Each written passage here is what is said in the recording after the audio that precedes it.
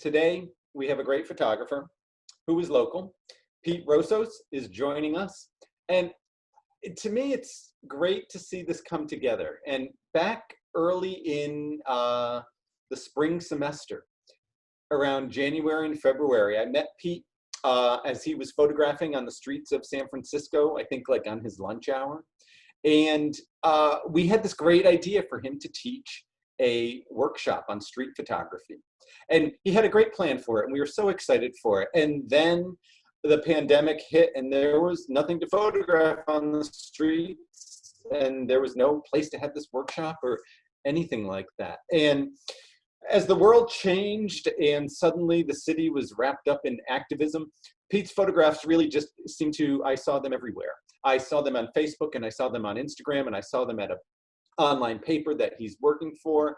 And it was just so exciting to see his work suddenly focused on this event that very much was now. And, you know, as kind of, we had this idea that we wanted him to speak to this class now, and we wanted to get him in as soon as possible, because things are happening so quickly in the city and in the world right now that someone documenting everything that's happening, it just seemed very relevant. And now was the time for this. So Pete, thank you for joining us here. And to kind of bring you to life a little bit, I wanted to share these photographs of Pete's that I saw them on Facebook. He called it a COVID family portrait. And in the early days of everyone being quarantined, I thought these photos were just so wonderful, humorous, harsh, and real. And I just thought it was a good way to introduce him. Here's his teenage daughter.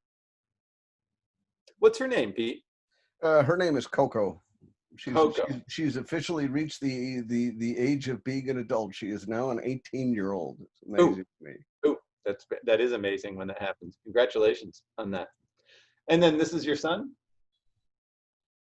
Let's see if it comes across. There we go. Yep, there he is. That's his name? My son. His name is Teo. He's the guy who's on a mission to make stuff all the time. That's a good quality to have. And then what's this? Let's see. There we go. So that is actually a picture of my wife's office at our home, and the picture of her in an iPad is actually a picture of her because she got stuck in Japan. She literally left for business in Japan 3 days before they had the shelter in place order. Yeah. And you know, we're like, okay, shelter in place order. This was again like early to mid March. Maybe it's going to be delayed. Maybe like by the end of April she's going to come back. But then they're literally like, no, the flight's canceled and you're not getting any flights. And when she originally called me up to tell me that the flight was canceled, I said, well, okay, maybe we'll see you in July. But by some crazy grace, she managed to actually get a flight back and is currently back here with us in California. I don't know who she killed to do so, but yeah, there you have it. Yeah, that's very good, and that is good news. And then here you are in the very room that you are communicating with us from, correct? That's right. It's my hovel. I love it. It looks like a true photographer's space in every way. Let's turn this over to you. And I thought for this talk, we would hear about how you got started in photography and then kind of evolve into what, you kind of had done in the middle, and then really put our energy into what you're doing now. All right, so I'm gonna, before I start showing some of the photos, I'll just give you all a background. When it came to photography for me, here I'll put myself up there, I guess. When it came to me doing photography, ultimately what happened there, I stumbled into it. I grew up despising photography altogether. I didn't like it at all. to me, the very definition of photography was my Hungarian grandmother standing me and my brother up stiff as poles in front of whatever thing she thought was majestic or interesting or fascinating, and forcing us to say cheese. It didn't really equate to me that it was a language until I actually had a long discussion. So when I was in my early 20s, I had a very long discussion with a photographer while I was overseas, and he was selling his work literally on the streets, and there was something about his work that I found to be extraordinarily captivating. And I had a long discussion with him, and it just all of a sudden I was like, okay, I want to try this out, play around with this a little bit. And the irony is the person who sort of planted the disgust for and disdain for photography in me was the very person who gave me my first camera, because she was the one who I was with overseas. And she, I was like, hey, can I borrow your camera? And she gave me an Olympus stylus, back when those weren't as coveted as they are today among film photographers. Yeah. And she's like, go ahead, you take it and you do with it what you want. And from there on, I just started taking pictures of everything. Just, okay, what can I take pictures of? How does this work? What happens with this? And Hey, as you're telling the story, why don't you share an image so we can yeah, kind of look at some of your early work? absolutely. So what I eventually ended up doing, at the time I started actually living in, let me see, get this up here. I started living in, okay, where did that window go? It went somewhere. Hold on a second, folks. Let me get this straightened away. Can everyone see this on the screen here? Is this okay? We want to see it full screen. Yeah, How about screen? that. There you go. Okay, so let me first get this situated. Yeah, let's do these first, if we can. So I got a whole bunch of images to show, folks. Okay, and you're not going to be cooperative with me, or are you? Give me one moment. There we are. Okay. So as I started playing around with photography more and more, one of the things that I did, at the time I was living in Hamburg, Germany. I'm first generation born in the United States. Um, uh, I have German citizenship, so I had the chance to go live over there and work over there, and I got myself a paid internship at these funny things that they used to have way back in the day called photo agencies. Hamburg at the time was a major news outlet for print. That was Germany's like hub for all print publishing. And there was a music press photo agency out there that did nothing but shoot concerts and whatever press junkets came to town. And they needed an assistant to work with them, and they hired me as a paid intern. I ended up working there for about a year, where I started to get organized into photography and did my first shooting that had an actual specific subject. Shortly after that, I went and applied for Speos Institute of Photography in Paris, France, to where I studied there for about a year under several teachers. Back then, film was still king, but digital was just starting to crack through the ice. That was back in the late 90s, late 1990. I studied there for a year because that's how long the courses were at the time. I got what they call the degree in photography out of that. And after that, I went and decided to go freelance. Hey, feel free to And move through your images if you'd like. oh yeah, well that's ultimately that's where I'm starting right here. So one of the first things that I got right out of the bag was I managed to get a hold of a Japanese clothing design company while they were just sort of starting to crack into the market, and they specialized in like Western casual denim, high-end stuff like that. And they wanted to put out collection catalogs for their 3 collections during the year, and they wanted to do it in a Western country. So by that time, I'd moved back to the United States, here to the Bay Area. And so about 4 times a year, I would set up these shoots where I would wrangle together not just the models and the locations, but you know, you have to deal with the clothing being shipped in, and then, you know, the clothing designer would actually fly in, and, you know, you'd have to, you know, schedule everything out, and you make sure that you have insurance and that kind of thing. And so I ended up doing this for about 4.5 years, where I'd work. This is one of my main clients back in the day. Um, that was back in the day when you could actually get paid fairly decently for doing this kind of thing. So you were essentially producing these fashion shoots and then shooting them yourself? Absolutely. Well, yeah. I mean, so it was something that I worked with the clothing designer himself, right? Yeah. We would team together and do that, but a lot of the coordinating, it wasn't like I was just the photographer. That was actually the craziest part about it. Was they're like, "Can you do these photo shoots?" I'm like, "Sure, I can." And then right after I said that, I realized I have no idea. They didn't teach us about insurance. They didn't teach us about, you know, what are the liabilities that you have to go through when you when you want to try and use a location, and so on and so forth. And I kind of had to learn that stuff on the fly. But it was a lot of fun doing it. I had a lot of fun doing it. One of the things that that I took a great amount of pleasure out of doing these shoots was this was like starting in early 2000, going into about 2004, 2005.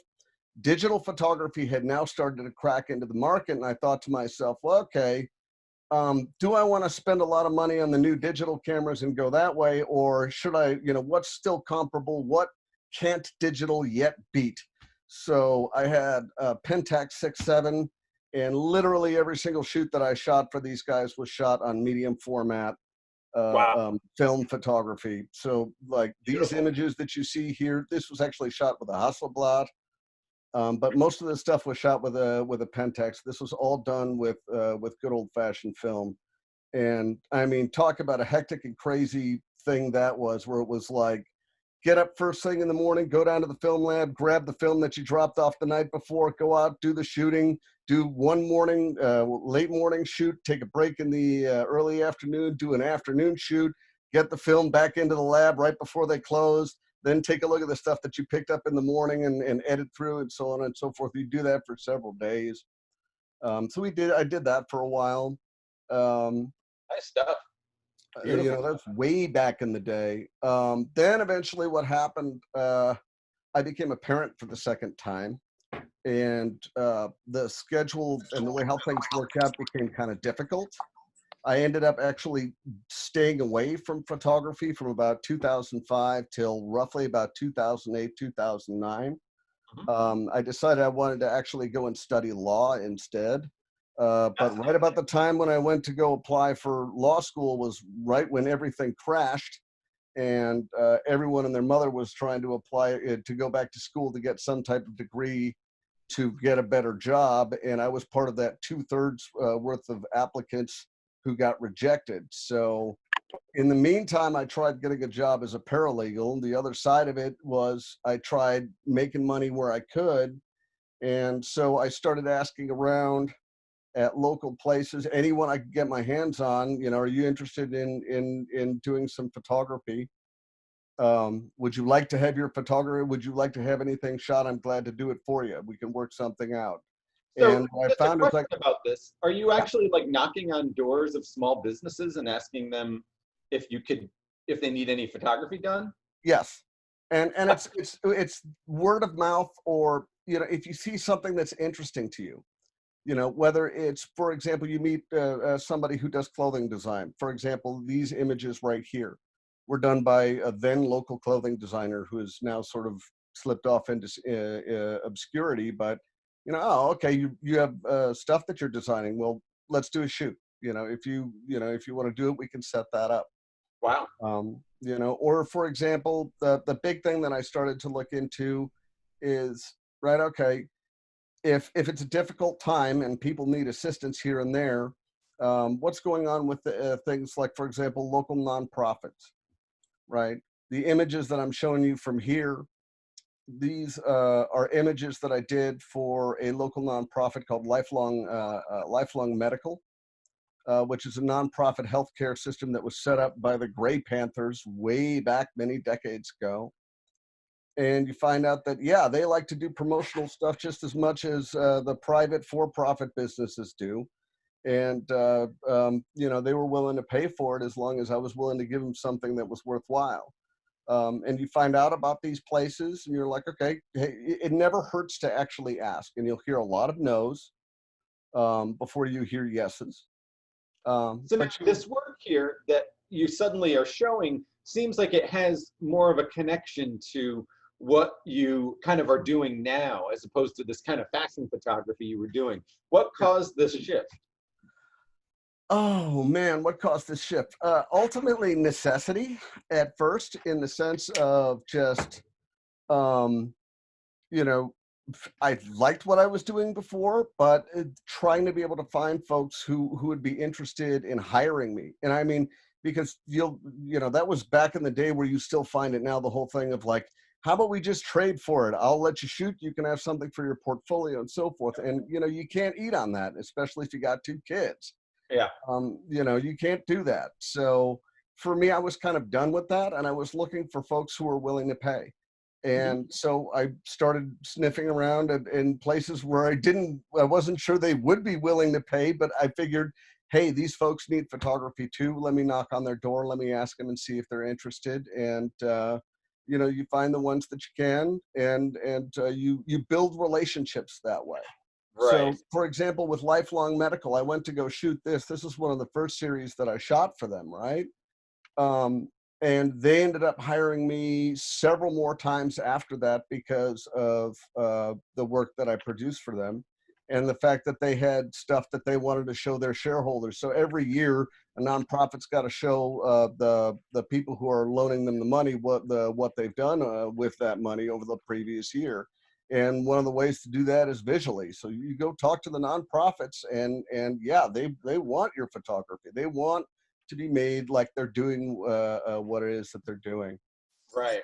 Right. Here's another nonprofit that I ran into. This was actually something I ran into this out of all weirdness because my kid went to the same school as the person who ran this nonprofit. There's a nonprofit based out of East Oakland called Activism. There's a Navy brat who came home and had a kid and realized that in East Oakland, they don't teach kids how to farm, and they don't teach kids how to eat properly. And she went and set up this nonprofit right deep in the heart of East Oakland at the Tassafaronga Recreational Center, where she set up an urban farm, and then a place where kids could go after school as well as during vacation breaks in school, and also during the summer, you know, so their kids could learn various things from how to cook, how to farm, how to play the drums, martial arts, all that kind of thing. And, you know, as it turns out, guess what? This was right about the time when everybody wanted to start to have an online presence. And if you want to have an online presence, the best way to do it is visually. So, okay, great. Let's get together and work. And I still shoot for Acta Non Verba, and it's been now, man, I think it's like 10 years since I originally started shooting with them. Wow. You know, and you know, what I found over time is you don't need to get a lot of clients, but you should try and find the clients that you guys have an understanding with each other, and you can cultivate a relationship that will pay over the long term. You know, it's interesting you bring that up, because when you and I chatted the other day in preparation for this, you had mentioned what you were doing now was kind of the byproduct of like an 8-year-long relationship. Would you want to elaborate on what you're doing now? Well, yeah. So one of the things that I'm doing now is, so also roughly about, well, this is about 8 years ago now, 9 years ago. So what happened was local press here in the East Bay, right? In San Francisco, you had the Chronicle, you had the Examiner, which is a piece of junk, but it was a newspaper town, right? Oakland had the Oakland Tribune, right? Berkeley, you know, as weird as things are here, we had something called the Berkeley Daily Planet, and it was literally a daily printed paper here. Yeah. But that started to go out of business because, of course, this is right about the time when journalism got hit by the bomb of the internet. right? The classified, the business model of selling classifieds to make your revenue so you could support your printing press, that died. So how are you going to do that? Well, this company called Berkeley decided to have an online only news platform that was just local. And I've of course started to look at it because I wanted to find out what's going on locally around me here in good old fashioned Berkeley. And what I started to notice was maybe these guys need some visuals. So I contacted them, right? You know, that's the beautiful thing about most of these organizations. There's usually some kind of contact info in which you can contact them. Mhm. And then, hey, do you need a photographer? Do you want a photographer to come, you know, shoot for you for this particular thing? And so I started asking them about that, and they started giving me work. That's And great. at first, admittedly, they're like, you know, we really can't pay you because we're barely keeping this by. To which I was like, okay. I said, I tell you what, let me prove my worth to you, and then um, if you feel after a certain amount of time that you can afford to pay me, then please start paying me, or at least start putting me in contact with people who could pay. Because the thing about a place like Berkeley is they have advertisers that are local businesses, and those local businesses, they need promotions, and they will eventually pay for that type of thing. Oh, So, for example, what you're seeing right here is an event. This is an event that took place here in Berkeley for multiple years called Uncharted, which was sort of like a miniature version of TED Talks. And this was sort of a 2 or 3 day event for them. And they would hire me to shoot. They would hire me to shoot their forums. They would hire me to shoot these events. To where all of a sudden I got paid fairly well for doing that. And in being able to do this kind of work, I managed to be able to cultivate the relationships to where all of a sudden I was getting hired for doing events where I was photographing the former governor of the state of California, yeah. or Rupert Murdoch, who I was halfway tempted on possibly murdering to see if maybe we could save the soul of news, but I didn't, right? Um, and you end up going and shooting these kinds of events. Um, and you know, that's how I started to just try and eke out my living that way as a photographer. You start to get into things like, for example, the 30th anniversary of Semi Freddy's happened, and they needed a photographer for it, right? You know, Semi Freddy's, if you're not familiar with it, is this great bakery that we got out here, right? Yeah. So, like, and I go in there, they let me into the factory, which was hysterical because I had to wear one of these beard thingies that you see this guy wearing, Oh, yeah. which I still think is hysterical. And I got a chance to do a lot of photography around in there. That's Um, beautiful stuff. yeah. Hey, so, you know, as we're going through this, I want to speak to the class and everyone who's attending here. If you have any questions, let's put them in the chat, and then I'll try to introduce them to Pete. And so, you know, feel free to add those, and then, you know, I'll kind of find a time to introduce these. And we do have some here, Pete. Okay. Cool. And, you know, the early work you showed was on film. When did you transition to digital? I transitioned to digital when I first started doing photography for work again back in around 2008, 2009. Yeah. Mainly because at that point in time, um, I was just looking at the numbers. Um, you know, it right. So if I go back to the older shoots, right, you know, the stuff when I was shooting with the clothing designers, and I'm, you know, here I am sitting, I'm literally one shoot, I'm going through, you know, 150 rolls of 220 film that literally costs, you know, at the time $5 to develop. You know, and you do the math on that, you start to realize, like, okay, this is getting a little bit too pricey for me. Absolutely. You know, and the resolution and the print quality of digital had gotten to the point where the practical application of using a film camera had become completely impractical, and that the real practicality came more from shooting digitally. Yeah. To And which what I are you, was like, okay, fine, give me the digital, no problems whatsoever. right. And what are you shooting with now? Oh, so that's the weird thing. Um, uh, actually interesting. Yeah, I'll show you this guy here. I did bring one of my cameras, one of my digital cameras. I have this guy. This is a 5-year-old Fuji X Pro 2. It's one of these lovely little mirrorless guys that I have beaten severely over the 5-year term, but this thing will not die. What you're seeing right here is the rig that 9 times out of 10, this is the rig that I'm going to bring with me to, let's say, a protest, any of that type of stuff. And a lot of that has to do with the compact nature of this stuff.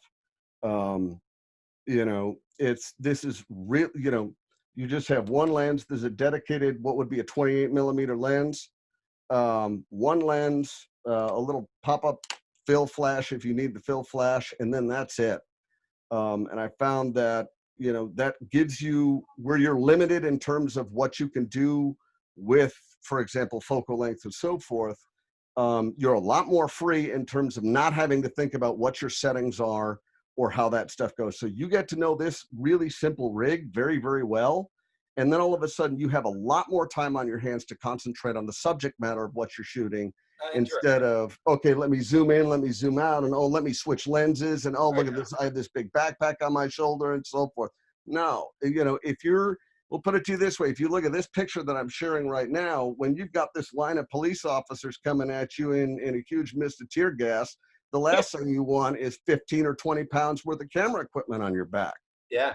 You know what I mean? So for that kind of thing, I do that. But I have not given up on film. I refuse to give up on film because not out of any sense of nostalgia, but more so out of the stubborn sense of, damn it, I had to go to school for it. I had to learn it. That's what they taught us back in the day. And it was an essential skill. It's no longer an essential skill, but it's still a skill. So I have cameras like this guy, which is a nice little foldable, field camera. Oh yeah. Right, that kind of thing. I've got 35mm. I've got medium format. I shoot with that stuff too, but that's not stuff that I usually tend to do for work unless there's something very particular. If there's, let's say, for example, a portrait session. If someone's doing a paid portrait session for me, one of the things I try and do is push the notion of, hey, let's do a couple shots with the large format film. Not because I want to charge someone extra, although that is a perk to it, but more so the notion of nothing, and I do mean nothing, quite looks the same as an image, a portrait, a well-shot portrait on 4x5 film, and then printed out to be like 11x14 or 16x20. That stuff looks stunning. It does, and it's worth having. What are we looking at here? What are we looking at here? So this is where all of a sudden, so if we're going into the whole protest photography stuff, now I had shot, you know, through the time that I originally started shooting photography, I'd been to multiple protests. And for, you know, call it whatever you want to call it, but for my own stupid point of view, I always thought of like a protest as just a separate entity, right? Like, okay, here's protest behavior and here's how this stuff goes. So you have the people who are angry about something. You have the people who are trying to, you know, not make the folks who are angry about them not angry anymore. And things will usually either be messy or it'll be dumb or whatever, right? And I always thought of it as it was just some kind of weird entity. And it never really hit me as to why folks were protesting. I always thought of, okay, these are just typical issues that people bring up every single time. But it wasn't until the Black Lives Matter protests back in 2014 where all of a sudden, when this shot right here is quite literally 1 block away from where my kids were going to sleep that night. Wow. Right. This is my home. And all of a sudden I've got, you know, guys dressed up like stormtroopers, you know, spraying tear gas all over right in front of my front lawn. And then all of a sudden it changed my perspective an awful lot in terms of what a protest was and why you should go to a protest, why they should be documented. And this is when I really started to take documenting protests seriously. That's good. That's you great. know. Ooh, And it was interesting. So this night, I mean, I just heard about this stuff going on. And I had literally heard, because here in Berkeley, it's always a series of helicopters yeah. that you get, right? And you know, you hear that stuff. Well, you go out there. I brought my camera with me, and again, it was a rig that was not dissimilar to this mirrorless camera with one lens, and that was it. That's a That's what I beautiful shot with. photograph. That is a great photograph. Yeah. So stylistically, you're comfortable with things being looking active and being out of focus, and like this kind of feels like Guernica by Picasso or something like that. Things screaming and fists, and Yeah. uh, Well, I know, I like that. yeah. I mean, what was it? I'm not going to mention names because I think names are pointless, but a famous photographer once said, "Sharpness is bourgeois," right? Okay. I don't think it's necessarily bourgeois as much as it is the whole notion of, um, if your concentration in the moment is whether or not the image is sharp, and you're in a situation like what you're seeing here, Yeah. then you're not looking at what's actually happening. Yeah. Right. And the reason why you're going to go out to these things is because you want to document what's actually happening. Right. It's the reason why people are out there that's actually important, and not whether or not you get this stuff tack sharp or everything is, the motion is completely stopped. No, you try and grab, when all of a sudden the downtown section of one of the most revered universities in the country looks like it's being firebombed, Yeah. then all of a sudden you don't care about your shutter speed nearly as much. You just try and get whatever it is you can get and whatever you're capable of getting in the moment. God, this stuff is awesome. Awesome. But that stuff really changed my mind. That 2014 really made me think twice about what was going on and the importance of it. Wow. Hey, here's a couple questions that came in here. Sure. And does the current political unrest feel different from the protest you photographed in the past? Or does it just feel like a continuation of the same type of ideas? That's a good question. It's a fantastic question, and it's something that I can definitely answer. And again, it's anecdotal what I'm offering you, because Yeah. I can only go from my experiences on this. But I will tell you that yes, indeed, I think there is a difference out there. There's a big difference out there. Yeah, there were a lot of folks that came out for Black Lives Matter back in 2014, but this is a movement that is becoming sustained, in the sense of, you would see posters or graffiti about Black Lives Matter in certain neighborhoods or certain sections of Oakland or Berkeley. But if you went up into like Cordonesis Park in the North Berkeley Hills, Yeah. you wouldn't see anything. And it would still, you'd have the Rose Garden and all this stuff. Well, go and take a gander up to Cordonesis Park today. And what you're starting to see is a lot of people, there's a lot of people who are not pleased about this, about anything that's going on. Yeah.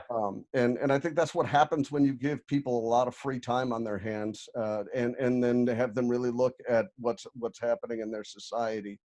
I would say there are certain similarities between back then and now. I mean, the outrage and the anger is among the people who are on the front line of this is still extremely real. And it is stunning to sit there and think, that people haven't, burnt anything down sooner, Yeah. if you really look at it. But I do think that there's a much larger percentage of the population that's for this.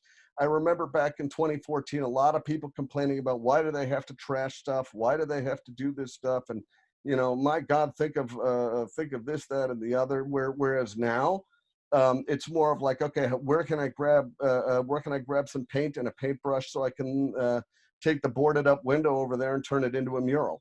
Yeah, Uh, there's not a lot of questions being asked right now. It's almost like it just brought everybody in, it seems like. I think it's brought a lot of people together. I'm hoping, the thing that's hard for me to be able to say, because the other side to what's going on right now that's so precarious is the fact that you have this thing called COVID-19 out there, and you want to get out there every single day, and you want to shoot, and you want to get in the scrum, But when all of a sudden you find yourself, after several days, one after another, surrounded by, like 1,000 people, even though you're wearing a mask and gloves and they're wearing masks and gloves, you have to start sitting there taking into consideration, well, okay, what happens if I get this? If I get this and I'm asymptomatic and then I end up giving it to everyone else, do you want to run those risks? Yeah. So. Yeah, no, that's present. Hey, here's another question, just as we look at this work is, are there any absolute don'ts that students should keep in mind while photographing a protest? Oh, yeah.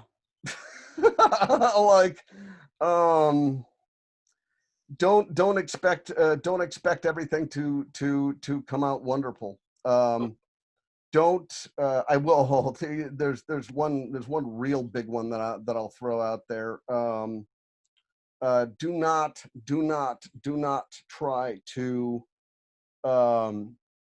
claim constitutional high ground in a situation when you're surrounded by a bunch of people who are quite literally telling you that if you don't stop taking pictures, they're going to smash your camera to pieces, because eventually your camera will get smashed to pieces. That's something that I discovered. Actually, that was the one thing I forgot to put up there, was the protest stuff from after the 2016 election. But no, I mean, if you're in a situation, for example, where Antifa is out, or things start to get really crazy like they did on the 29th of May, don't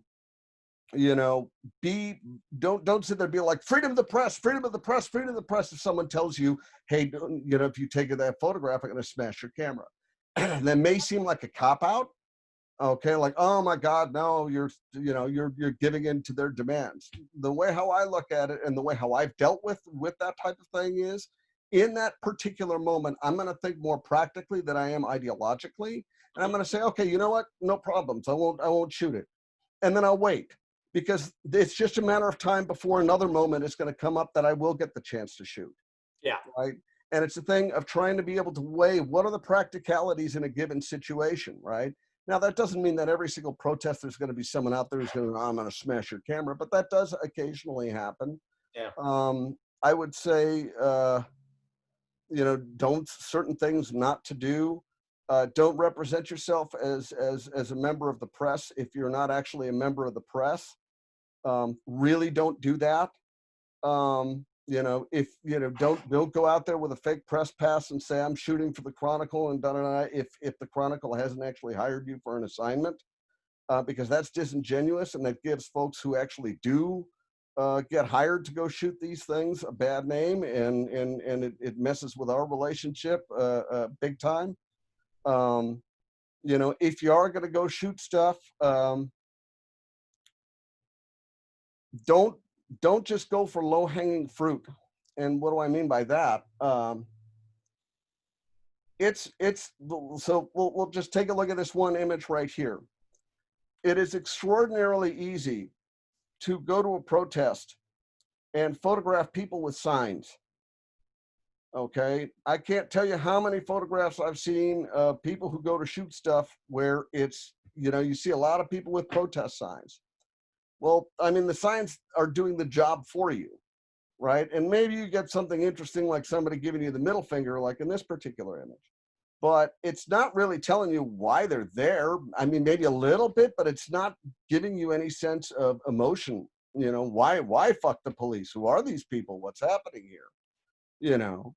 Try and find interesting subject matter where, okay, here's a police officer and they're the protesters, and Black Lives Matter, fuck the police, right? Where all of a sudden you're starting to see what are the opposing views that are going on here. Look for moments of tension, look for moments of drama. Okay, for example, going and photographing on a highway. I wouldn't recommend doing it, but as long as, you have to gauge these things on your own. We'll put it to you this way. If a bunch of 18-year-olds are willing to get up and go onto a highway during COVID-19, yeah, go ahead and follow them, but just be careful what you're doing. Wow. Be careful what you're doing. But also, again, look for moments like this. Now, this isn't an interesting moment per se in terms of the protest, except in the fact that you're seeing a bunch of people walking down a highway and there's traffic there. Oh yeah. Right. You know, that's a pretty, you know, that'll make people stop. Right. Hey, these are great. Here's a couple questions that have come Sure. in. Um, someone, and I'll throw them both out to you, and then you can just riff on them as you see fit. Yes. What's the most sketchiest situation you've been in when photographing a protest or march? That's one. And Okay. then, is it legit to shoot a protest with a press card from American Society of Media Photographers? Or does that not count as an authentic press card? I think it's legit. I mean, so here's the thing. I got to be careful about that. What I said earlier about don't identify yourself as the press if you're not actually hired by the press. Yeah. There's a difference between identifying yourself as the press than identifying yourself as a freelance photographer who might actually be shooting for some particular reason. There is a difference there. And someone who has that type of press card, right? There's a misnomer that all the professionals are supposed to have like official press cards. Nowhere does it say that you're supposed to have an official press card. It's easier for certain companies to issue those things so that they could say, yes, you know, so let's say, for example, you're going to photograph the police, right? The police are familiar with what a press card issued by the San Francisco Chronicle or by the National Association for Press Photographers. They know what those cards look like. So they can tell, oh, all right, yeah, you're definitely with the press, which might actually get you behind that line of police officers, right? You know, you can ask for permission at that point in time because they might take you a little bit more seriously. But just because you don't have a press card, you could go ahead and make your own press card if you want to. But, you know, again, what's your intent on what you're trying to do? If your intent is you want to document this stuff and you do have a legitimate audience that that's going to be looking at this stuff, or that you might even be selling this to, let's say, AP or the Chronicle or something like that, then you know what? Go ahead and say, hey, I'm a freelance photographer and I'm shooting for this particular reason. You know, honesty is the best policy with this stuff. Yeah, no, that's good. That guaranteed. That guaranteed it. And what was the other one was What was is the shiftiest thing that I've ever ran into? Yeah, what's the sketchiest situation you've been in when photographing protest or a march? Well, okay, so the sketchiest situation that I think I'd ever been in a protest, I think probably if I go back to that one photo where you saw the things were on fire and the guys were kicking the stuff there, that was the second night of the Black Lives Matter protests here in Berkeley when they were trashing the whole city. And by that point in time, when they were lighting fires inside the place, I was getting open threats by people, and I just started to realize, like, no, you know what? If I keep sticking my camera in people's faces, like, I'm going to get, like, guaranteed, I'm gonna get hit up on this. Right. You know, people were definitely starting to get more violent towards it, and at some point, I'm just like, no, you know what? I have enough of this. I don't think I want to risk my personal physical safety on this. I'm gonna pack it up and go home. And interestingly enough, a photographer, I forget his name, but a photographer who was shooting for the Daily Cal, who was documenting something, he got his teeth kicked in, literally, like, you know, 15 minutes after I had walked away from the place. So yeah, that at that moment there was an atmosphere there of just utter chaos, to the point where the folks weren't there protesting anymore. They were there to kick some ass and take names. Mm-hmm. And that point in time, I was like, yeah, you know what? That felt bad. That felt like, no, you know, you know. Oh yeah. So. No, that's good answer. Yeah. These are beautiful. These are absolutely beautiful. So, are we looking at things? When did this all hit, like date-wise? Is it so all? This is back. If I go back to these guys under the bridge, this was on the 28th of May. This was on the 28th of May. This was a spontaneous thing. The nice thing about having teenagers who are relatively well connected socially is they alert you to things like spontaneous demonstrations held by their peers. And this was a demonstration done by about 250 Berkeley high school students who just up and decided that day that they were going to go yell at Berkeley High, and then go walk down the highway to OPD and give them a piece of their mind. And I just decided to go document it for Berkeley side because they said, you know, hey, this might be happening, go do it. And I went and shot it, and that's mostly what you have here. That's great. This is the day after. These were the first really big protests in Oakland on the 29th of May. If you guys I'm sure you've probably seen, there's a much better photo of Brianna here with her horse, Dapper Dan. But this was when there was a much bigger protest. I was not expecting there to be anywhere near as many people as who showed up. There were easily a couple thousand people who showed up that night, and they were looking for hell or high water to try and get into 7th and Broadway, which is where the Oakland police headquarters were. That's a beautiful shot there with the guy's eyes. Yeah. Facing the camera. That's so good. You know, and that night was kind of nuts. You know, that's definitely when you knew things. That had the kind of feeling like it felt like back in 2014. Like, look, things are going to erupt whether you wanted to or not. Yeah. People were just plain pissed off, and they were trying to push, you know, whatever they possibly could. Mm-hmm. And they eventually did, right? So, you know, you had a situation where everyone was trying to get over to the Oakland headquarters, and then eventually some folks started throwing large firecrackers into the police crowds, to which the police started to get vicious with it, and eventually, yeah, they started shooting off tear gas. You know, and then the riots eventually started to break out, right? You know, they smashed up the Walgreens, and they smashed up, you know, everything they could get their hands on that was not local. That's actually the interesting thing is if you actually take a look, I wish I had a full set of images up here. I should have probably put it together from both 2014 and this. A lot of the places that got destroyed were not local businesses. As a matter of fact, there were a couple pictures back in 2014 that I took of a local business where protesters were purposely standing, putting their body in front of folks who were rioting, you know, saying, not this business, this is local, you don't do it. So they'd go after larger corporations, which is ultimately what happened.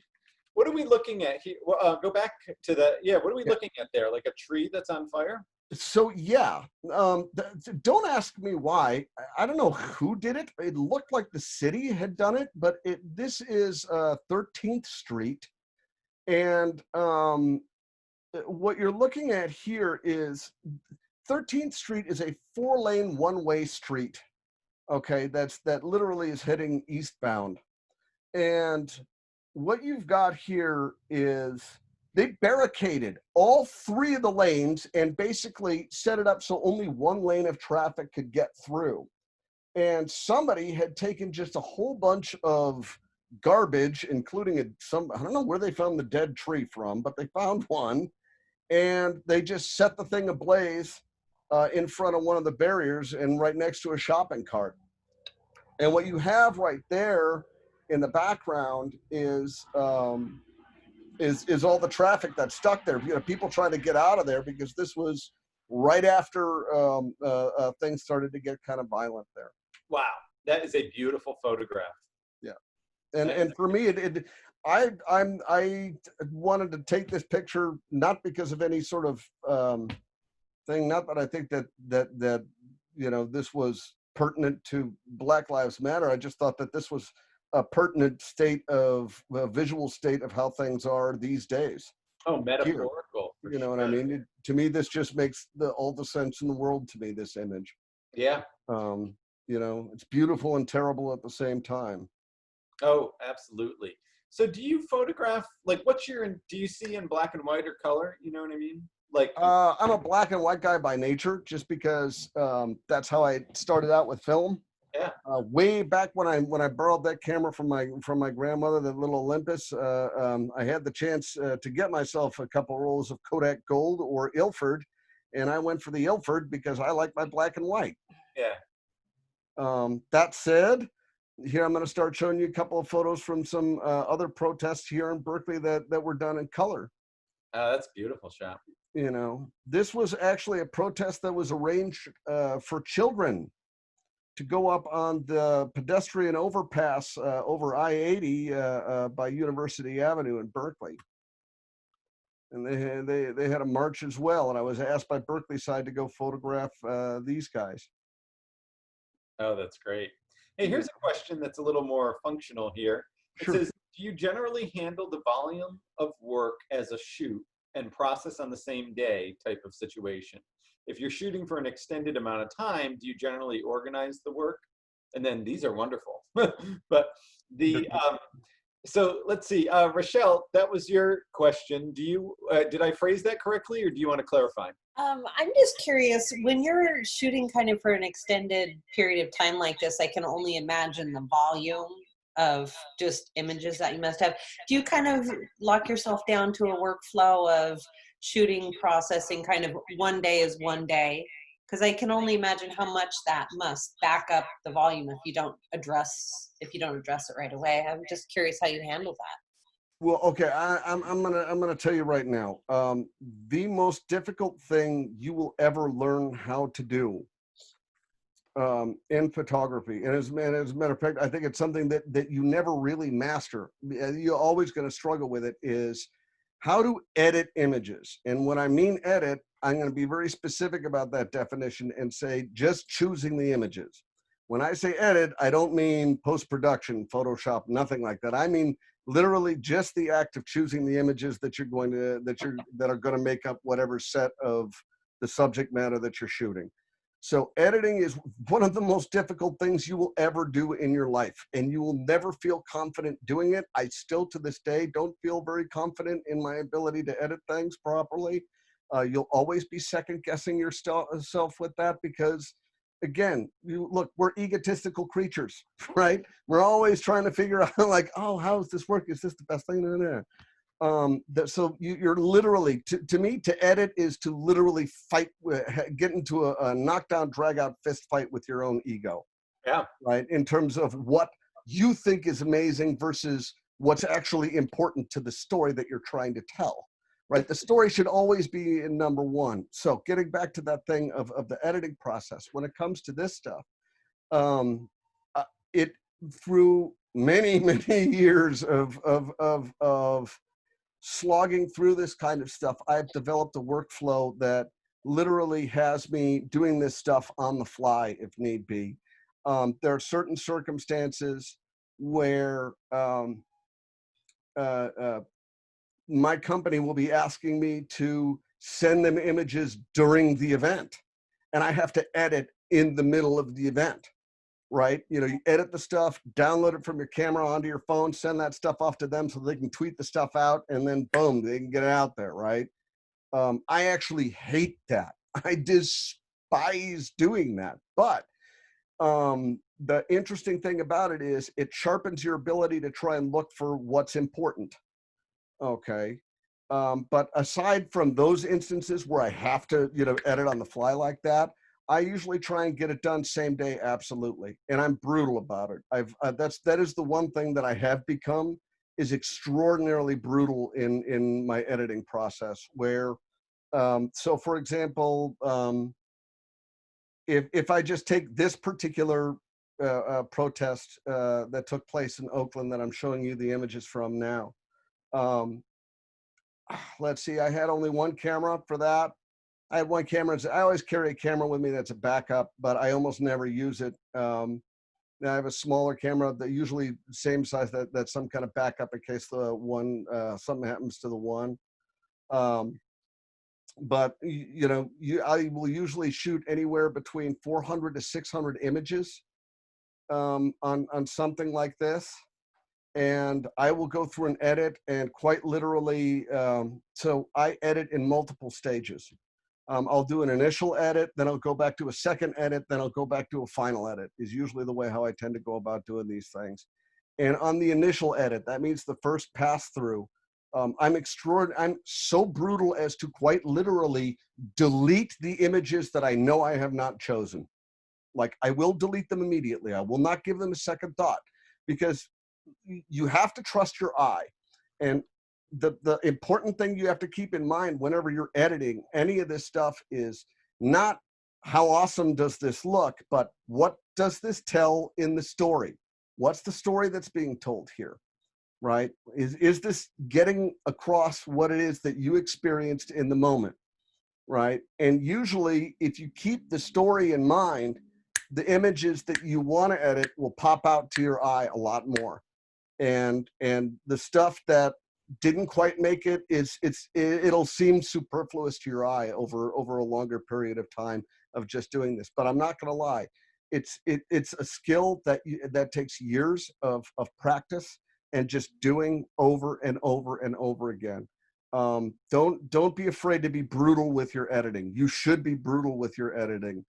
And you should always take the perspective of editing from whatever the subject matter it is that you're photographing, and not whether or not this makes you look good or whether or not you personally think that this is an awesome thing. It should always only be about the story. These are really beautiful. That was a great set of images there. Hey, we've got some more questions here. Sure. The good questions. Do you ever join the protests or marches you photograph? Yeah, sure. If you're asking me that on an ethical level. Okay, so yeah, that's an interesting one, right? I'm going to show you, this is actually, and so just as a quick aside, before I go answering into that question, just as a quick aside, I do street photography an awful lot as well. Oh yeah. So what you're going to basically see here is a bunch of various things of street photography that I sort of threw together. Now, getting back to that question, do I sometimes join the protests? I'm going to tell you right now, when I'm shooting the protest, I'm observing only what I see in front of me, okay? And I'm trying as best to hold my personal bias out of that as I possibly can. But I'm going to photograph what it is that I'm going to photograph, okay? That said, are there times where I get extraordinarily furious or frustrated or angry about whatever the subject matter is? Absolutely. I'm not going to lie. I think it's foolish to say that anyone is going to be 100% objective. The camera is supposed to be objective, right? And where you position yourself, you try and position yourself to try and tell whatever story is taking place, regardless of what your opinion is. But to say that you cannot have an opinion, or that you don't have an opinion at one of these things, you're lying to yourself and you're lying to the rest of the world by doing that. You're basically negating your human sense there. Do I sometimes march with the protesters? Not always. Some of the times I support the cause, or whatever cause it may be. Sometimes I think the cause is ridiculous, or the way they're expressing the cause is ridiculous. But there are some times where I do get furious. I think probably the closest example of where ethically I became what I felt was almost tainted to the point where I don't think I should have been photographing was back in 2017, when you had a lot of the alt-right protesters coming into Berkeley and trying to make a shambles of the place here. Mm-hmm. That made me furious on multiple levels, because a lot of the people who were coming here and quote unquote protesting for free speech were ultimately doing this for their own publicity. They were just trying to make a name for themselves in the Twitterverse.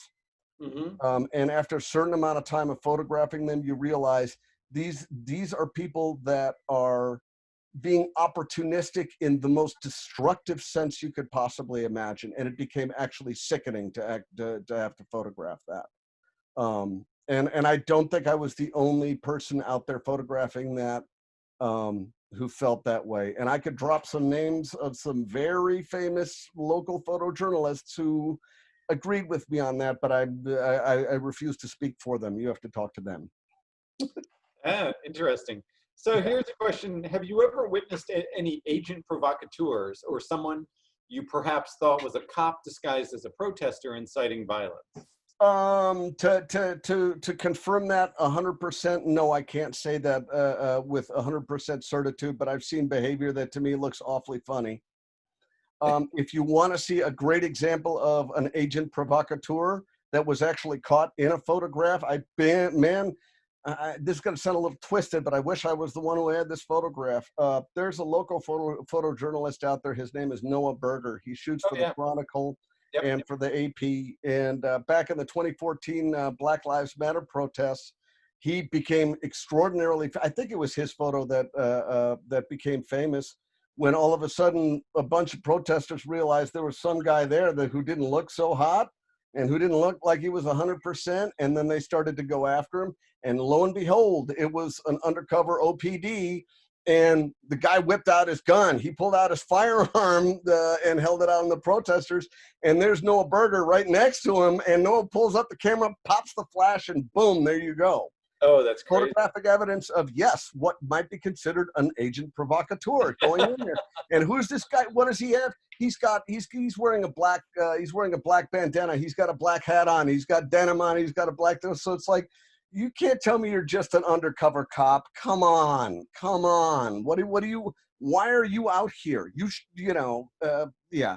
Does that exist? Yes, I think that does exist. Does it exist to the level that I think some people take it to, where right? So that here's something. If you are going to go out and photograph protests, besides the disclaimer that I'll give you about watching out for your health and the health of others because of the pandemic, the one thing I will let you in on is if you have a physical camera, there's a weird thing that's gone on in the past like 6 or 7 years, but if you're walking around with a physical camera like this, if you have an iPhone, here's mine, which is currently broken, don't know why, but you're walking around with an iPhone, most people are like, oh, okay, whatever. If you're walking around with a camera like this, people are going to immediately assume the worst of you.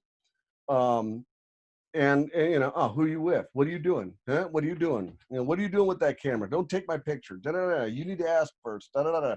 You get a lot more of that. That I have definitely seen an increase of in the last, about 6 years or so, where people are very suspicious of anyone who's carrying a camera, an actual physical camera, and so that I would definitely watch out for and be careful for. Interesting. There's another question here.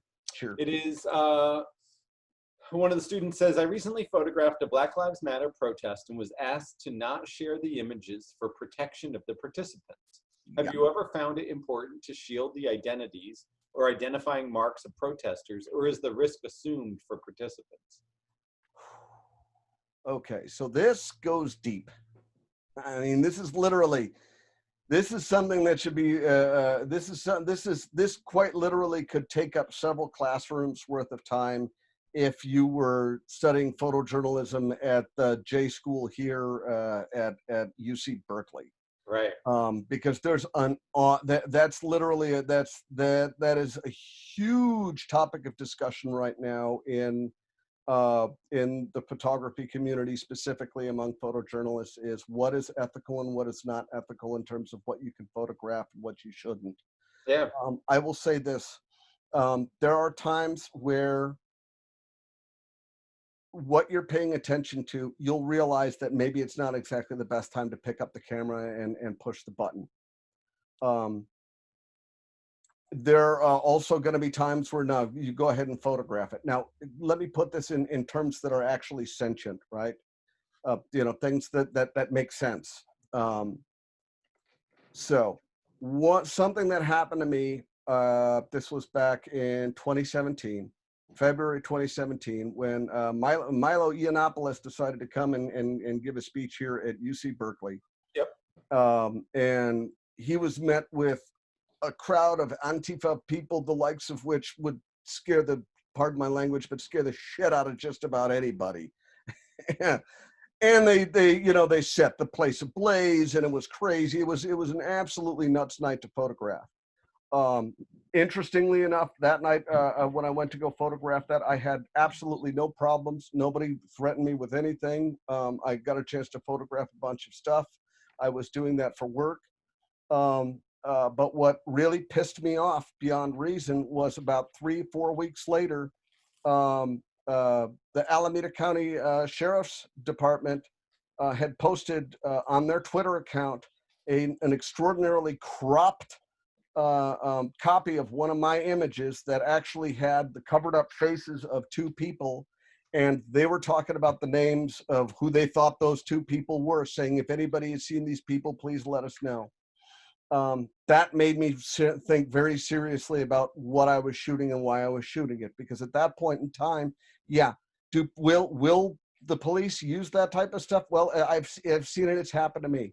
So it's that instance where you have to sit there and think and be careful. Okay, what am I shooting and why am I shooting it? Which should be the thing that's going through your head every time you go to put the camera to your eye in the first place. What am I shooting and why am I shooting it? What are the ramifications of this? And it's not a new thing that you should think ethically about what you're shooting and who you're shooting. But it's always going to be a struggle. It's the same, to me, it's the same thing as like editing, choosing the images. It's something where you really have to put it in the context of what's taking place. Right now, there's one camp out there that says you should officially blur the images of all the protest thing out there because you have tons of people out there. I think that's actually more demeaning to the people who are protesting, because if you're blurring everyone's face out there, then you're saying that those people are not really that human, are they? Right? If you go out to protest, you should be proud to state your opinions and your frustrations. That's what protesting is for. That's why it's legal in the First Amendment, right? You should be proud to and be open and say, no, this is wrong, and I believe this is wrong, and I should be proud in this. So I think it's actually dehumanizing to erase people's faces all the time. That said, the other side of the coin is, well, what other faces are you photographing, right? What are you photographing, right? And is there some type of potential consequence? And that's something that only you can answer in the moment, right? And it depends on what are the circumstances of what are taking place. Now, if you got a guy, for example, with a megaphone who's right up in the face of a cop and screaming right in their face, well, okay, that guy's out there in the public. He wants to be noticed like no other, okay? I feel that's fair game. And if no one's telling me, hey, don't do that because he's suspected of this, that, or the other, well, I'm going to shoot that like crazy. And yes, I'll publish it. I got no problems with it, right? But then you have other instances where, you know, like what I said, there was that one thing that the Alameda County Sheriff's Department put out there using my own photo to do that. You get furious at that kind of stuff. Yeah, so that's a tough one to answer, and that's something you can only answer in the moment. You know, I tend to err more on the side of, if you're in public, if you're in public, then you're going to get photographed. That's what's going to happen, and you should expect to be photographed. Matter of fact, now more than ever, and it's not going to get any more private out there. That goes without question. But at the same time, I think there is a human sense of actually thinking about what you're photographing and why you're photographing it, and whether or not that'll have any consequences on the person who's in the photograph. Oh, interesting. Rambling for you. Hey, you know, someone just posted, one of the students posted the Noah Burger photo you were talking about. Oh, did they? Yeah. Oh, I want to look at, okay. So is that all in the more thing of the chat? Okay, there we go. You know, I'm not even opening up the chat. That's horrible. I'm sorry, guys. No, that's you just have to be ready for your close-up and everything. Yeah.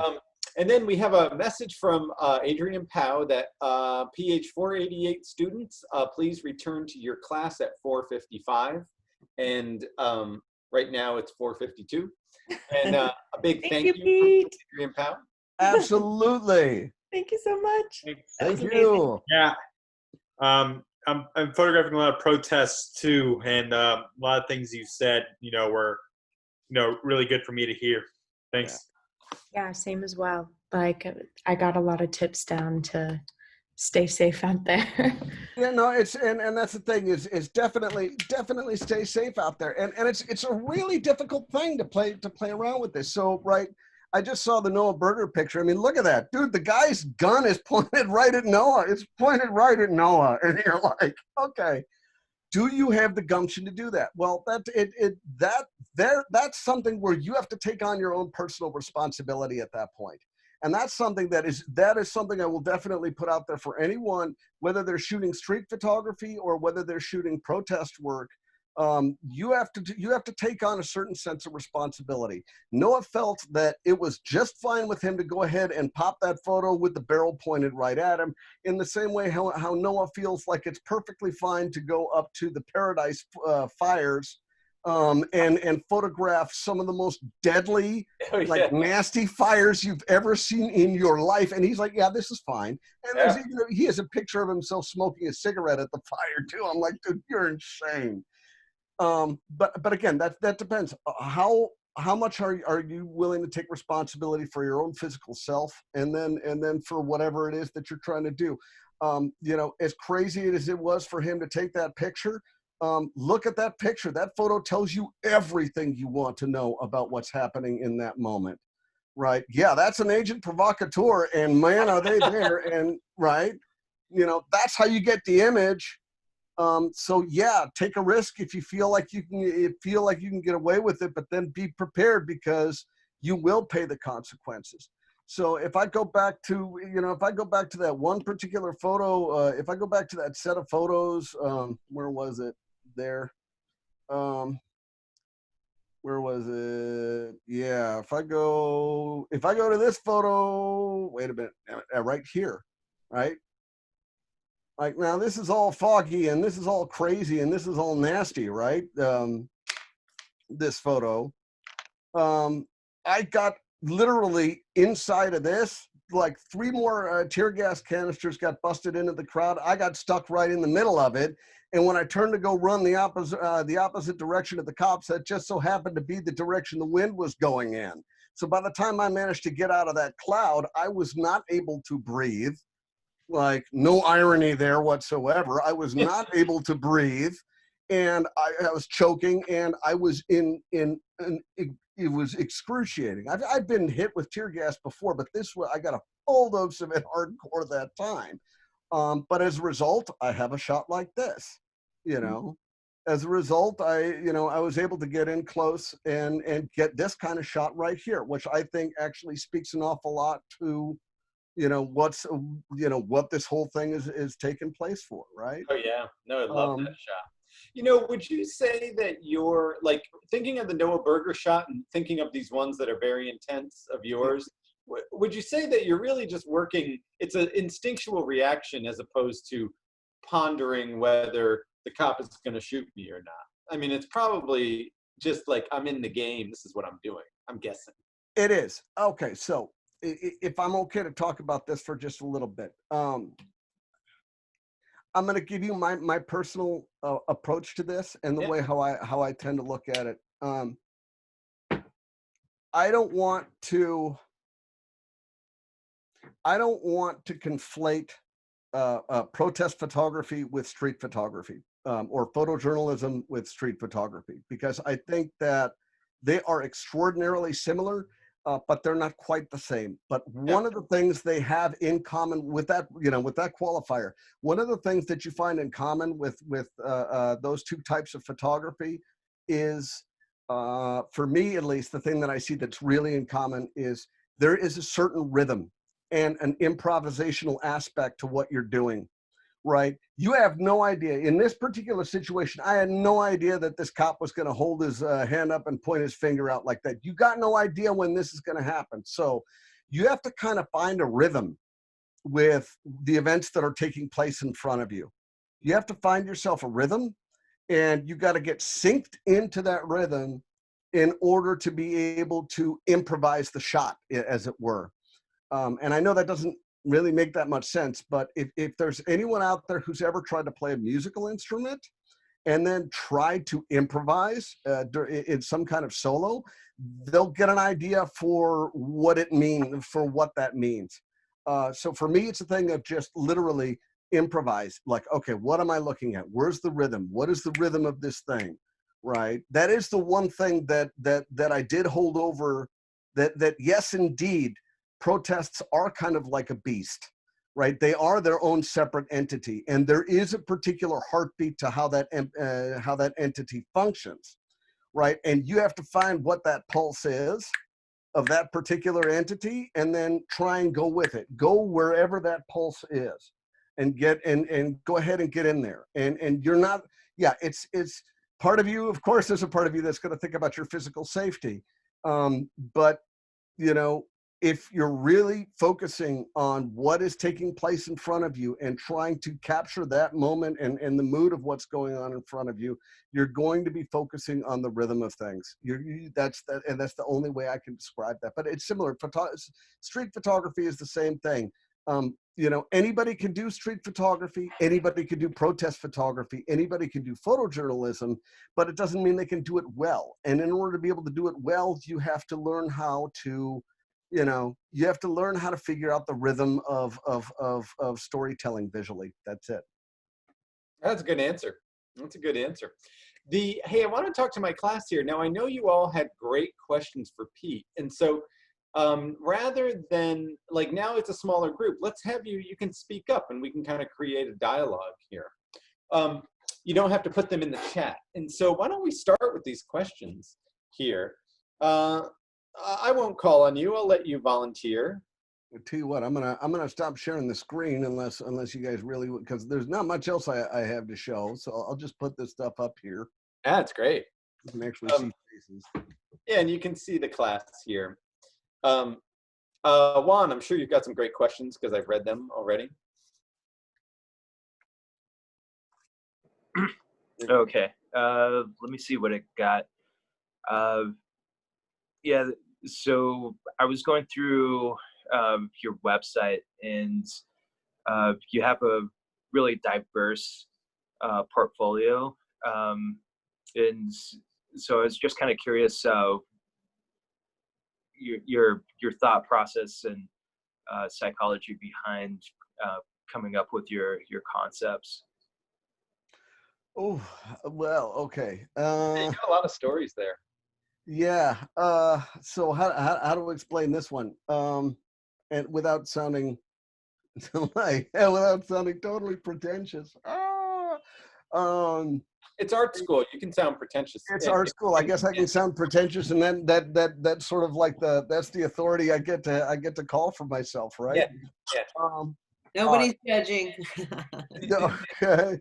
Well, that's just it. It's like for me, I always feel like I'm you know, putting myself through the ringer on these things. It's so what's the kind of process that I go through? A lot of it is trying to. It's gonna sound so cliche though. A lot of this is trying to find a way to express ideas, complex sets of emotions, or just bizarre contradictions and weird truths that seem to pop up in front of me.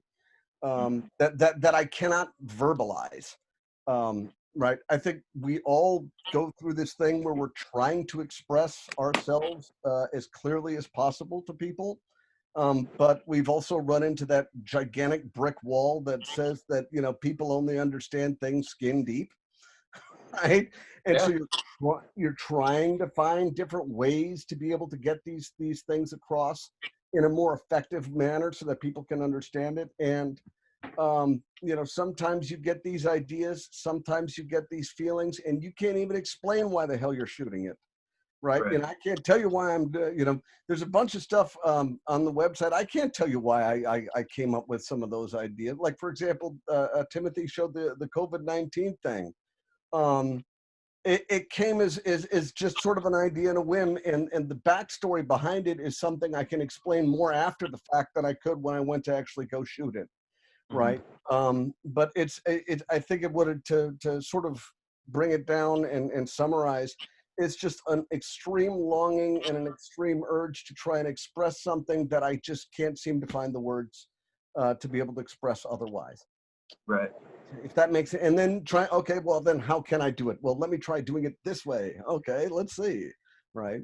You know, Yeah, and for sure. no, that comes out or it doesn't come out, you know. That's good. Yeah, that's good.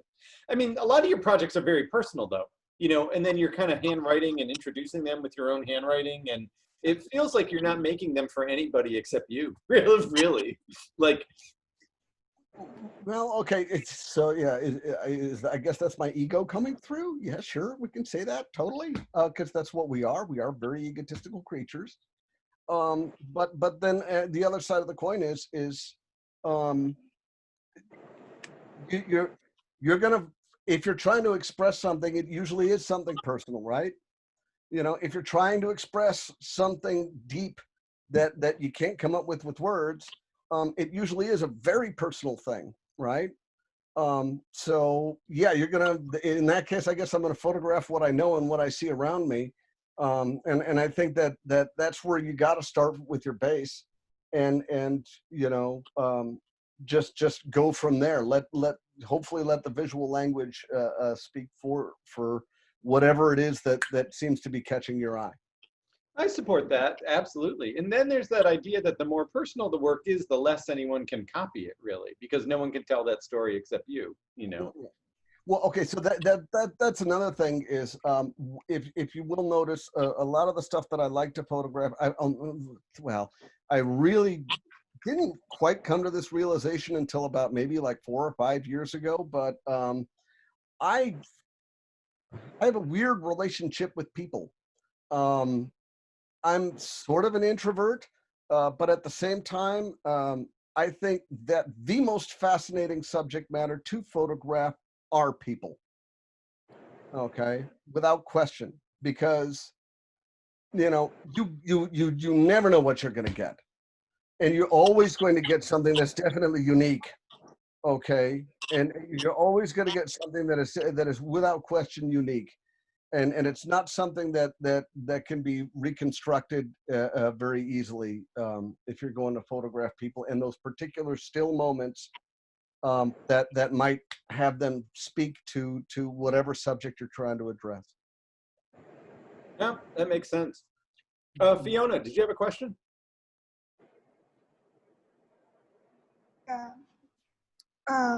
What do you usually talk with strangers when you shoot them in the joint project? I try not to talk to strangers too much if I can avoid it, but I will talk to strangers. It's sort of inevitable. I usually start out with simple stuff like, "Hey, how you doing? I'm not here to bite you. I'm not here to hurt you. Is it, you know, it's all right if I make your photograph."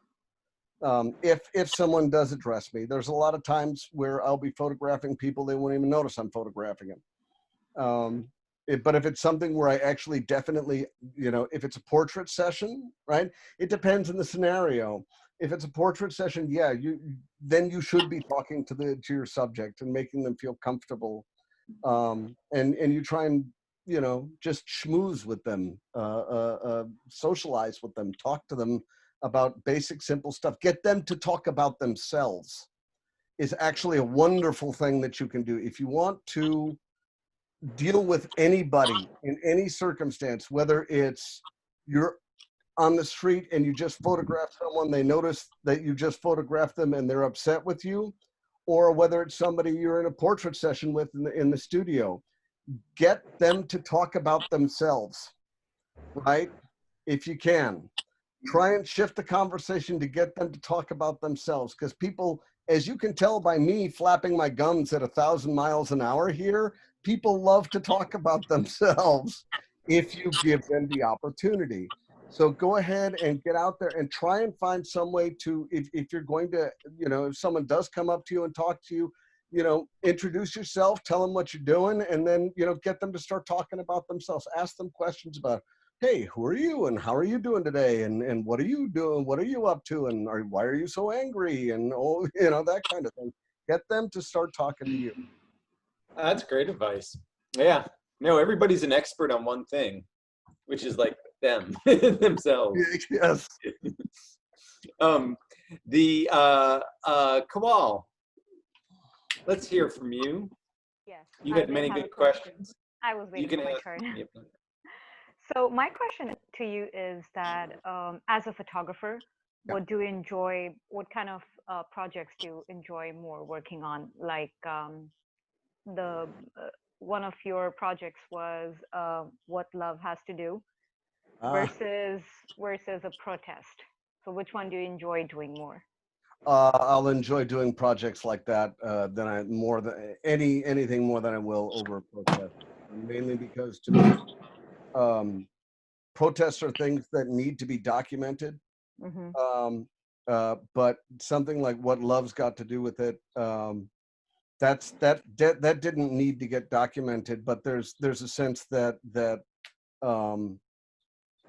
you know, it was a project that was very close to me. That was definitely very personal. Mm-hmm. And I felt like the only way to get through that whole thing was to actually just do it. And it felt amazing when it was done. Mm-hmm. It felt amazing when it was done because there's a sense of satisfaction. There's a sense of satisfaction in being able to witness something and come into a realization of a certain truth, which, you know, a lot of those kinds of projects that I do, it's trying to decipher a moment or a subject that I can't quite wrap my head around, right? Mm-hmm. You know, in that particular instance, it was very much that. It was the whole notion of, okay, you know, this to me, it dealt very much with mortality, very much with mortality, you know, confronting it. And so, yeah, that's something I'm much more interested in doing that. I get a much larger sense of satisfaction out of doing that because Mm-hmm. it allows me to not just document something, but quite likely to make it constructive and make it an experience that I feel like I actually learned something from it. Right. You know what I mean? If that makes any sense. And again, that's not to knock protesting, but it's a very different sense of satisfaction. Very Of course. It makes sense. Thank you. Yeah. Yeah, it's a good question. Tiffany, anything on your mind? A lot of my questions were already answered, but I do have a question about where's your favorite city or spot to photograph at? Oh, that's a hard one to answer now because now it's so difficult to really find that much that's interesting, at least interesting in what I used to find interesting, right?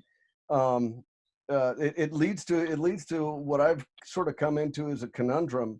You know, if you were looking at the street photography that I was putting up there, you'll notice that I'm someone who does not mind getting up close and personal with people. Yeah. Obviously, that's not going to happen as easily as it used to. So the places that I used to go to, so I loved going and shooting in San Francisco in the city because there was always something weird and crazy going on there. There's always something that grabs my attention and I think is just, yes, this is the kind of rhythm that I want to find. Places like Market Street, places like the Mission, you know, those kinds of places. They just, yeah, that used to be the way how it is, but it's not that way right now. And I found myself now quite literally just sticking to the photography mostly that I'm doing for work. And I'm not sure what I want to do with my personal photography right now, short of the kind of thing that I did with the COVID-19 family portrait thing.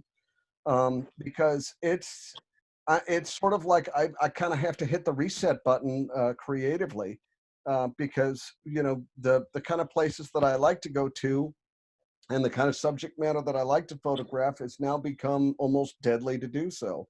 So like, okay, how do I reshift my thing? And I think I consider myself lucky enough to still be working in photography on a daily basis to where I have the distraction of an assignment to say, okay, I'm going to go just shoot this for now. Yeah. And at least I'm still out there shooting.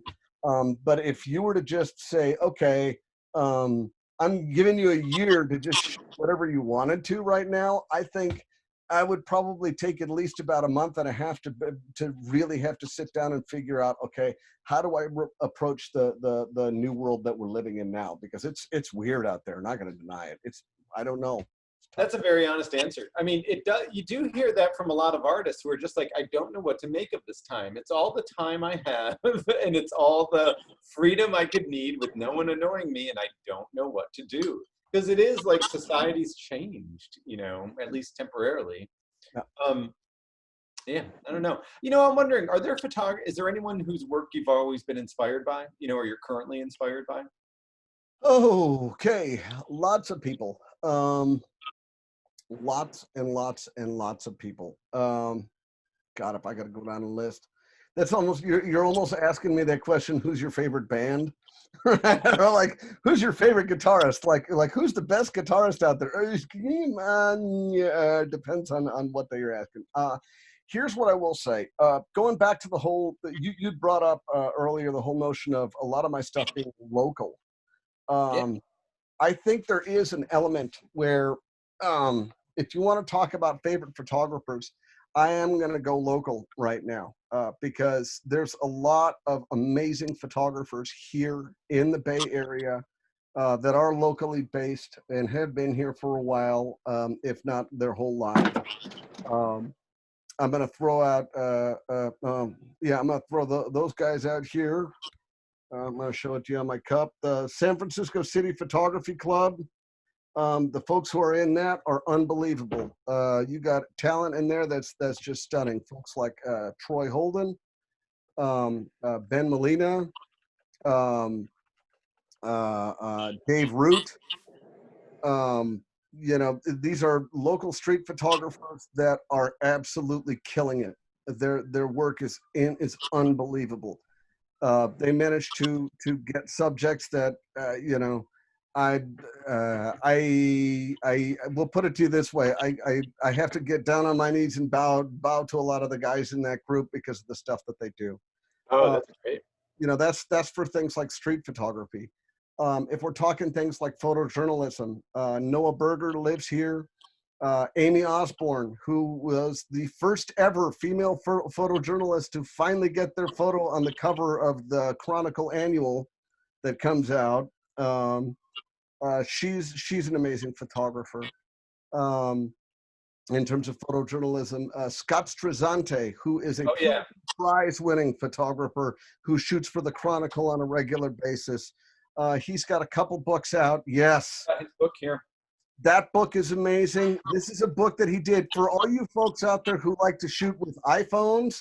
This is a book that you should definitely pick up. Because this is an old school guy who learned how to shoot on film, and he managed to transition not only to digital cameras, but he's also transitioned to iPhone photography like you wouldn't believe, showing proof positive that it's not the technical stuff that matters.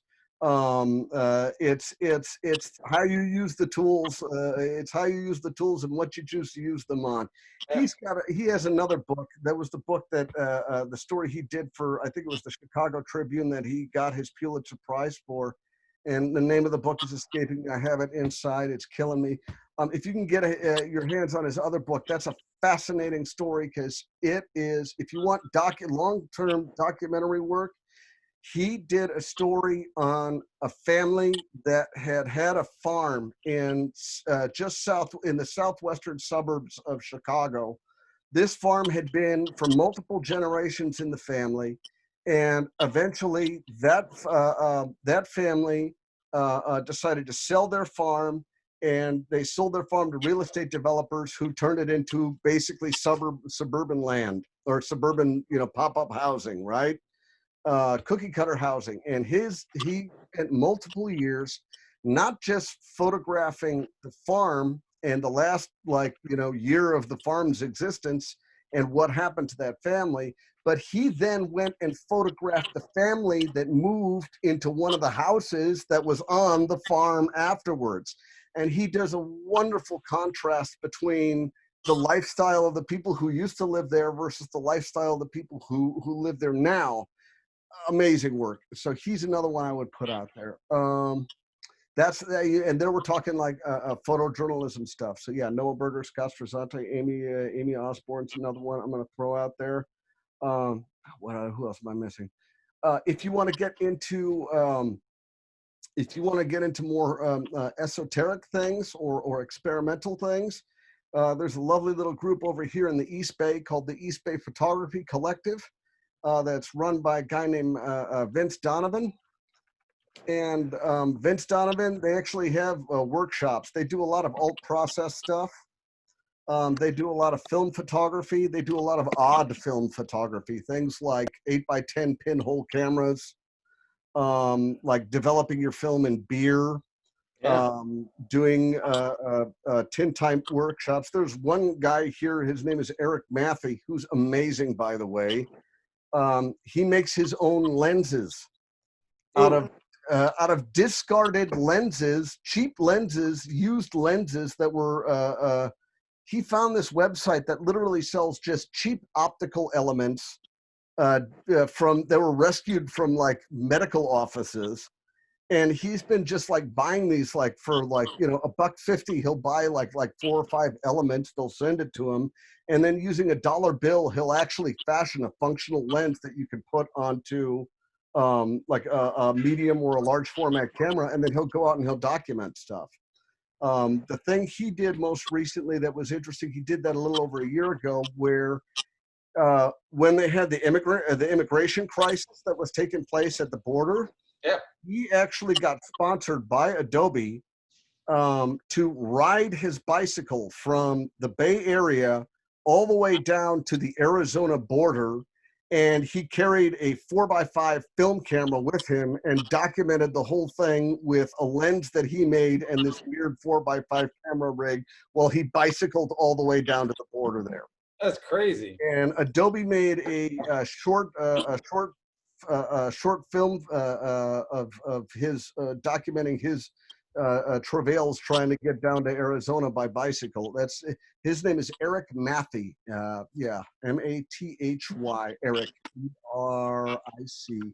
He's a really fascinating guy. That sounds familiar. No, I think I've seen something about him, but I don't know him. Oh, yeah, you've definitely seen something about Eric. He's a really intense guy. He's somebody who I would definitely, if you want to get another local person to do this, you should definitely talk with Eric, because Eric is fantastic. He's an absolutely fantastic guy. Oh, that's interesting. I appreciate that. Hey, we're almost probably ready to wrap up. Stanley, did you have any questions? Can you hear me? I can hear you now. A little bit.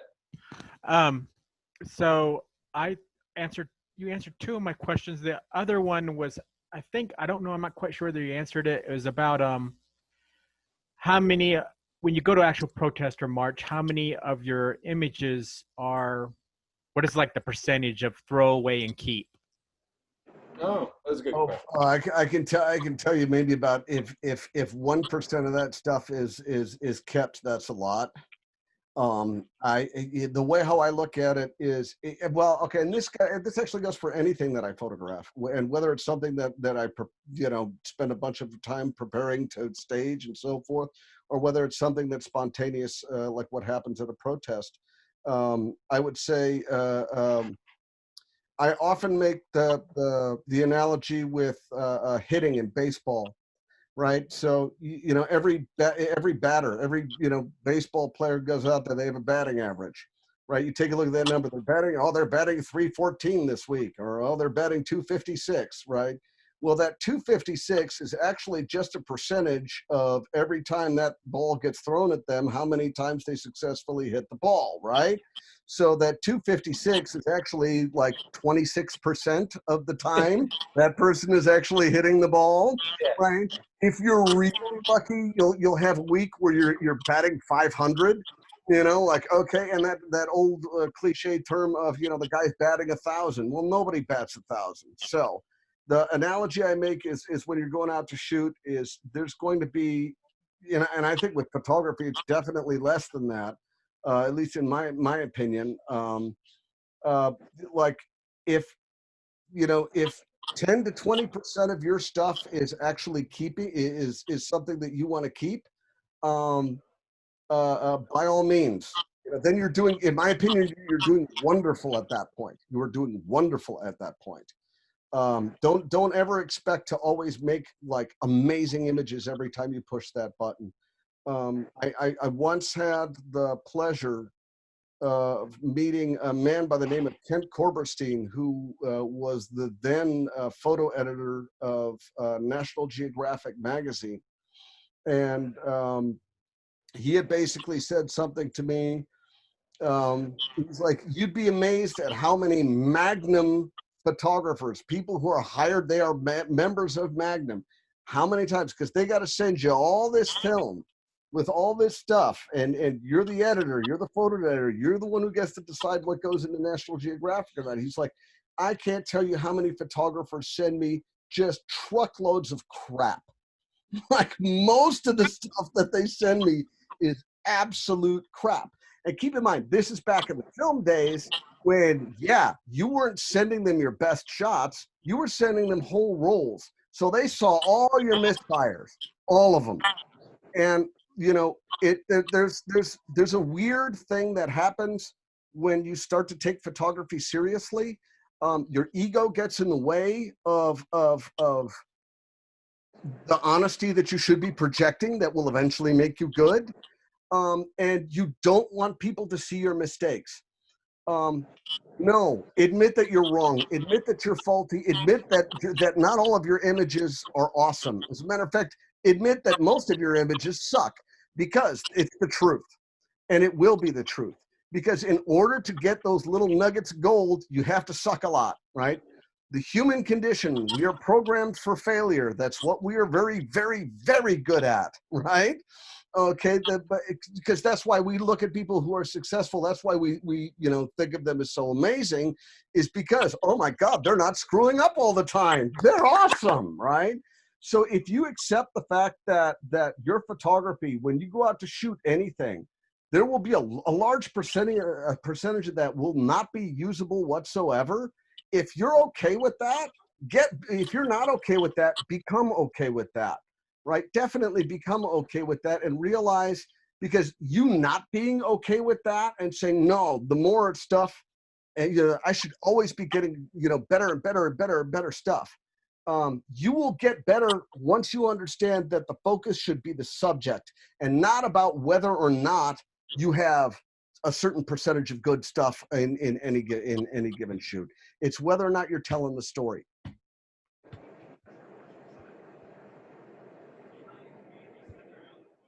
Wonderful advice. Thank you, Pete.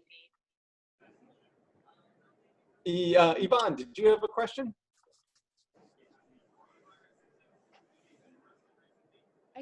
I can ask one of the ones that I had. Yvonne! Hi. How are you? I'm good. How are you? Sorry, folks. I did, like, me and Yvonne go way back to the photo equipment days. She was always got to know her very well. How you doing, Yvonne? I'm good. I had the baby. Congratulations. Thank She you. just had a baby like 2 weeks ago. Yeah, 2 weeks ago, literally today. Oh my God. Congratulations. Thank you. Well, I think you've already answered what's your editing processing look like. So I guess what's the best part of shooting documentary for you? The best part about it, I think the best part about doing documentary work is to hear from somebody on the outside that whatever that work that you did affected them in some way, shape, or form. Mm-hmm. Not necessarily the pat on the back, congratulations, oh, your stuff is really beautiful, because you'll get a lot of people who will tell you that your photography is awesome and beautiful and amazing and interesting and whatever superlatives you could possibly imagine. But when you get people who actually tell you that it changed their mind, or it made them think a little bit differently, or it made them think about a subject that they'd not thought about before, you know, or it got them to actually act in some way, shape, or form. That does not happen very often. So it's sort of like, you know, chasing a brass ring, so to speak. But when you do get it, oh, does it feel wonderful? Oh, does it feel wonderful? You know, I think the most recent thing the most recent nugget that I got that felt absolutely amazing was hearing from the head editor of the news company that I work for, because they just opened up a sister site in Oakland with a whole different news crew, but they started putting me on assignments for them because it's a brand new website and they don't have very much material out there and they want to get stuff. I got a congratulatory thing from my head editor, basically saying, like, you know what, the website is doing absolutely fantastic, and I don't think it would have been a shadow of it if it wasn't for the work that you put up there. That's great. Because it's the work that makes the stories want to, you know, make the stories interesting to people's eyes, and they want to look and read and see what's going on in Oakland. And you know, if that's the plaudit that I'm getting, great, please give it to me, because for me that's the effect I would like to get. I'm not interested in people patting me on the back. I'm interested in some way, shape, or form affecting people to want to think and pay attention to something that they may just eventually walk right past. You know what I mean? Otherwise, you know, if not for having an image there to stare them in the face. Right. That's great. You know, if no one has any other questions, let's let Pete go. Pete, you were just kick-ass. This was a great lecture, inspiring, exciting, all of those things, really. Thank you, and thank you guys. To all of you out there, I miss you all. Please stay safe. The last thing I'm going to say, if any of you guys decide that you're going to go out there and try and photograph any of the protests that are going on, please be safe. Please wear a mask. Please bring hand sanitizer. Please bring all that stuff to look out after yourself, because it's not just whether or not you get infected, but if you end up getting infected, whether or not you end up getting other people infected. Please stay safe. Please be good, and please keep making stuff. Go ahead and get out there and make stuff that matters.